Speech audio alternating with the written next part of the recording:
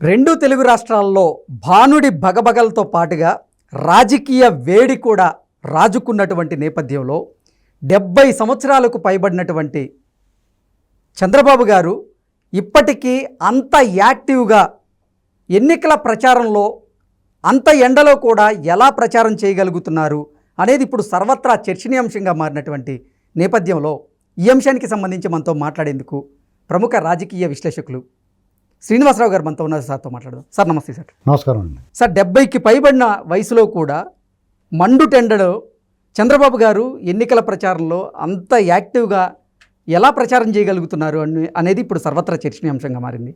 ఏంటి సార్ దీని మీద మీ విశ్లేషణ ఏంటి? ఏమండి, చంద్రబాబు నాయుడు గారు ఆయన ఇలాంటి విషయాల్లో చాలా పగడ్బందీగా ఆయన ఫిట్నెస్ అలాంటిది.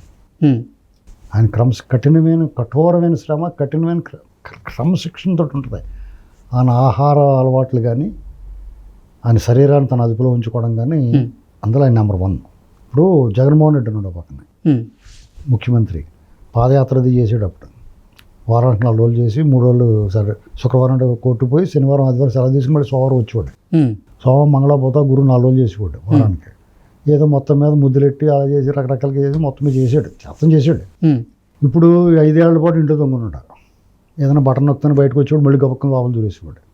చాలామందికి అనుమానం ఏంటంటే జగన్మోహన్ రెడ్డి గారు పాదయాత్ర ఇప్పుడు ప్రజలందరికీ ఇప్పుడు ఎందుకు కనిపించట్లేదు, ఏమైంది అతనికి? చాలామంది అనుమానం ఉంది. అవును, చంద్రబాబు వర్సెస్ జగన్మోహన్ రెడ్డి.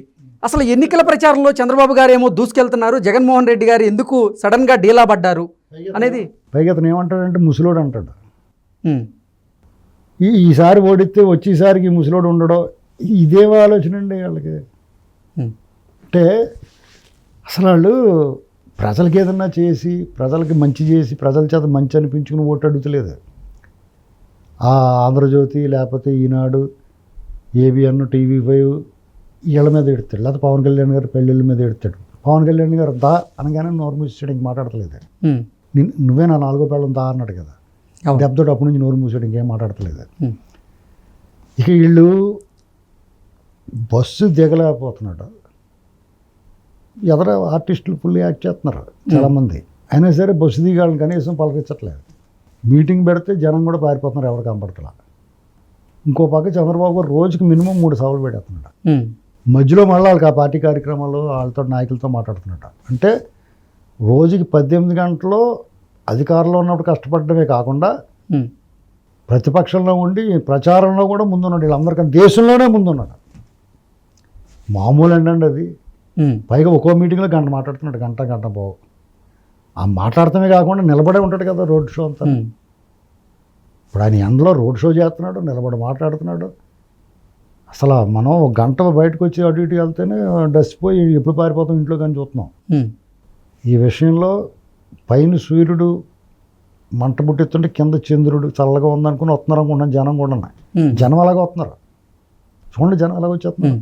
ఎంత మన బనగాంపల్లిలో అయితే ఆ జనం ఆ ఎండలో ఏంటంటే మనుషులు వాళ్ళు ఎలాగొచ్చారు, వీళ్ళు ఇది ఎండ అనుకుంటున్నారా వెన్నెలు అనుకుంటున్నారా అనిపిస్తుంది. ఏది లెక్క చేయట్లేదు జనం. దారుణం ఉండేది అసలు. వాళ్ళు ఆ జనం ఈ ఎండను కూడా లెక్క చేయకుండా వస్తున్నారంటే ఎంత బాధపడిపోతున్నారు. జగన్మోహన్ రెడ్డి దెబ్బకి అనేటువంటిది అర్థం అవ్వట్లేదు. మేము ఉన్నాం నీ వెనకాల అన్నట్టు వస్తున్నారు. చంద్రబాబు గారికి జగన్మోహన్ రెడ్డి సభలకేం పారిపోతున్నారు. ఇదంతా చంద్రబాబు గారు అనేటువంటి ఆయన ఒక ఋషిలాంటి అండి. ఆయన కఠినమైన శ్రమ, కఠోర శ్రమ, క్రమశిక్షణతోటి తనను మలుచుకున్నాడు. ఎంత మీటింగులు చెప్తాడు, ఇన్ని మాటలు మాడితే ఇంత జనాన్ని చూసి ఉత్సాహం వచ్చి ఎవరిని కూడా బూతులు గీతులు మాట్లాడ్డాం. పైగా ఆయన విమర్శలో 10%, 90% ఏం చేస్తానో చెప్తున్నాడు. ప్రజలకి పెడితే ఆశ కదండి. ఇప్పుడు పెన్షన్ల విషయం చూడండి, మంచి పాయింట్ చెప్పాడు ఆయన చంద్రబాబు గారు. పెన్షన్లు వీళ్ళు ఎండలో వృద్ధులు చంపేస్తున్నారు. వీళ్ళు ఒక రకంగా ప్రభుత్వ హత్యలే అవన్నీ. దీనికి పూర్తి బాధ్యత CS వహించాలి జవహర్ రెడ్డి. ఎంత జగన్మోహన్ రెడ్డి మీద ప్రేమ ఉన్న ఆ వృద్ధులకి అంత ఇబ్బంది పెడతాం తప్పు, మా పాపం అతనికి. ఈ ఉసురు తగులుతుందండి గ్యారంటీగా. ఇప్పుడు మీరు దొంగ ఓట్లు వేయించడానికే ఆఫీసర్లు పడతారు, మద్యం షాపుల దగ్గర టీచర్లు పెడతారు, సినిమా థియేటర్ల దగ్గర రెవెన్యూ వాళ్ళు పెడుతున్నారు కదా. అసలు టీచర్లు అవసరం లేదు మాకు, ఎలక్షన్ సిబ్బంది మేము సచివాలయం వాళ్ళతో చేయించుకుంటా ఉన్నాడు, ఎలక్షన్ అందరికీ వాలంటీర్లతో చేయించుకుంటానన్నారా. అలాంటిది వాలంటీర్లని వద్దని, వాలంటీర్లు అంతా వాళ్ళ గ్యాంగ్ అని చెప్పేసి జే గ్యాంగ్ అని ఎలక్షన్ కమిషన్ గుర్తించింది కనుక, వాళ్ళు ప్రభుత్వ ఉద్యోగులు కాదు కనుక, ప్రైవేట్ సైన్యం కనుక వాళ్ళని వద్దని చెప్పింది. మరి మిగతా వాళ్ళందరినీ వాడుకోవాలి కదా నువ్వు. ఇంటికే తెచ్చి ఇవ్వటానికి ఏమైపోద్ది, 2 రోజుల పని. సచివాలయ సిబ్బంది సరిపోరు, ఒక పల్లెటూరు ఉంటుందండి, అందులో ఎంతమంది ఉంటారు పెన్షన్దారులు, 200 మంది ఉంటారు, పోనీ అది 300 మంది ఉంటారు, 10 మంది ఉన్నారు సిబ్బంది, ఒక్కొక్కరు 30 మందికి ఇచ్చి పడతారు. వాళ్ళు 2 రోజులు ఇస్తారు, లేకపోతే 1 రోజు ఇవ్వలేకపోతే. దీనికి వాళ్ళందరూ అక్కడ రమ్మని అసలు డబ్బులు లేకుండా వాళ్ళందరూ నిలబెట్టి ఎండలో, మామూలుగా ముసలోళ్ళు 70-80 ఏళ్ళు ఉన్నవాడు అసలు ఇంట్లోనే ఉండలేరు ఈ ఎండకే. అవును, వాళ్ళు ఈ ఎండలోకి తీసుకొచ్చి, పాపం కదండి అది, కొంతమంది పక్క ఊరికి వెళ్ళి తీసుకోవాలి. దారుణం చేశారంటే చంద్రబాబు గారు ఏం చెప్పాడు తెలుసా, ఏప్రిల్, మే, జూన్ 3 నెలల్లో కూడా ఒకవేళ తీసుకున్న వాళ్ళు 3,000 తీసుకున్నా వాళ్ళకి మిగతా డబ్బు ఇస్తాం. ఒకవేళ తీసుకోలేకపోయిన వాళ్ళు వాళ్ళందరికీ కూడా 4,000 చొప్పున ఈ ఏప్రిల్ నుంచి అమలు చేస్తాం, 4,000 చొప్పున రేపు జూన్లో ఇస్తాం. సూటిగా వెళ్ళి తగులుకుంటారు. జగన్మోహన్ రెడ్డి శవ రాజకీయాలు, ఈ పిల్లి మొగ్గలు, ఈ మీటింగ్లకు వచ్చి అబద్ధాలు ఎన్ని మాట్లాడినా అవుట్. ఎందుకంటే వాళ్ళకి ఏప్రిల్ నుంచి కూడా 4,000 లెక్కలు కట్టిస్తా. అలాగా నువ్వు ప్రజలకు ఏదన్నా హాస్పిటల్ అతను చేసి పెడతానని చెప్పేసి ఓటు అడగాలి, అంతేగాని విమర్శలు వాళ్ళని ఎదటోడి మీద విమర్శించడానికి సవాల్ కోసం ఎదుర్కోకూడదు కదా, రాబందుల్లాగానే. ఇది పైగా వాళ్ళని విమర్శిస్తే బాధపడిపోతున్నాడు ఒక ఎస్పీ. సిగ్గులేదు వాళ్ళకి, లెటర్లు రాస్తున్నాడు కాదా. ఇదంతా కూడా వీళ్ళు చేసిన పని ఏంటి, చీఫ్ సెక్రటరీ జవహర్ రెడ్డి గారు తప్పు కదా ఇది. అతను మార్చినంత వరకు ఎలాగ ఉంటుంది, అతను అర్జెంటుగా మార్చాలా, చర్యలు తీసుకోవాలి అతని మీద, నాకు హత్య కేసు నమోదు చేయాలా అతని మీద. ఈ ఐపీఎస్లు అందరూ మార్చినందుకు ఐపీఎస్లు అంటున్నారు మా పరువు పోతున్నాను. మీ పరువు ఏంటి, అచ్చెన్నాయుడు గారిని 800 కిలోమీటర్లు రక్తం ఓడుతున్నామని తీసుకెళ్ళి మీ పరువు ఏమైంది, మీ పద్ధతి ఏమైంది. రంగనాయకం గారిని అర్ధరాత్రి గడి వెళ్ళినప్పుడు పిలిచినప్పుడు సోషల్ మీడియా పోస్ట్కి శిరోమండనం చేసినప్పుడు డాక్టర్ సుధాకర్ గారు కొట్టి చంపినప్పుడు, దళితుని చంపి ఇంటికి డోర్ డెలివరీ ఇచ్చిన వాడిని కాపాడినప్పుడు మీదేమైంది, మీ పరువు ప్రతిష్టలు పోలేదు. అప్పుడు ఏపీ పోలీస్ ప్రతిష్ట ఉందా? ఇలాగ వ్యవస్థలు వాడుకుని జగన్మోహన్ రెడ్డి తప్ప ప్రజలకు ఇది చేస్తాను, మీకు రేపొద్దు మీ భవిష్యత్తు ఇస్తాను, అభివృద్ధి చేస్తాను, సంపద సృష్టిస్తాను, ఈ మాటలు మాట్లాడతలేదు.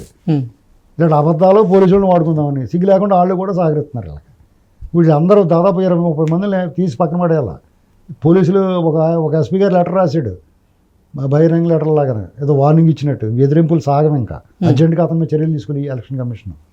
ఎలా బెదిరిస్తాడు అతను, పబ్లిక్ సర్వెంట్ పబ్లిక్ని ఎలా బెదిరిస్తాడండి, ఇది మ్యాటర్. అంచేత చంద్రబాబు గారు ఆయన మీటింగ్లో ఎలా ఉందంటే, పైన సూర్యుడు పగపలాడుతుంటే కింద చంద్రుడు చల్లదనం కోసం వస్తున్నారు జనం. ఆయన చర్మ సంబంధిత ఇబ్బందులు ఉన్నప్పటికీ కూడా ప్రజల కోసం ఆ ఇబ్బందుల్ని లెక్క చేయకుండా బయటకు వచ్చి ప్రచారంలో పాల్గొంటున్నారు, గంటలు ప్రజలతో మమేకం అయ్యేందుకు ప్రయత్నం చేస్తున్నారంటూ కూడా వార్తలు వస్తున్నాయి. ఏమంటే ఎండలో దుక్కలాగా ఉన్నవాడే నిలబడలేకపోతుంది.